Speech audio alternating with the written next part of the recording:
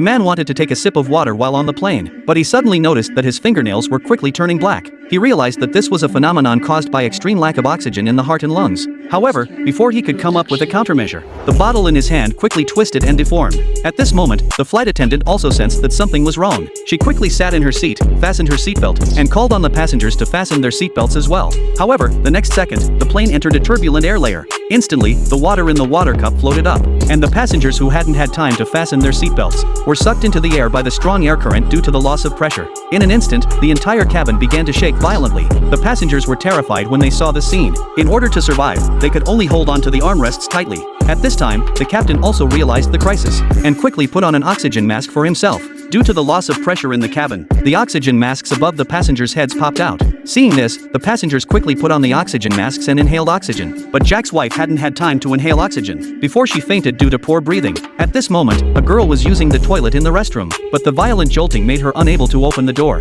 Finally, she fainted on the ground in a state of oxygen deficiency. In order to save his wife, Jack went to the position where the flight attendants worked. He found a bottle of emergency oxygen in the emergency room, and quickly put it on his wife, which saved his unconscious wife from the crisis of death. After a violent jolt, the pressure in the cabin returned to normal. The captain informed the cabin immediately. It turned out that when the plane passed through the air current just now, it encountered a storm, causing a seal on the plane to be damaged, which led to the problem with the pressure in the cabin. Now they had already made emergency treatments. At this time, the passengers finally breathed a sigh of relief, and soon the flight attendant found the girl who had fainted in the toilet just now. She quickly brought emergency oxygen and put it on the girl. The girl miraculously woke up. They thought that the disaster had finally ended. However, at this time, many people on the plane encountered strange things one after another. A middle-aged uncle suddenly felt that he couldn't catch his breath. Lisa quickly used the public address system to ask if there were any doctors who could help. Jack rushed over after hearing the announcement. But at this time, the uncle's condition was getting worse and worse. He kept digging into his mouth with his fingers. The others didn't know what he was going to do.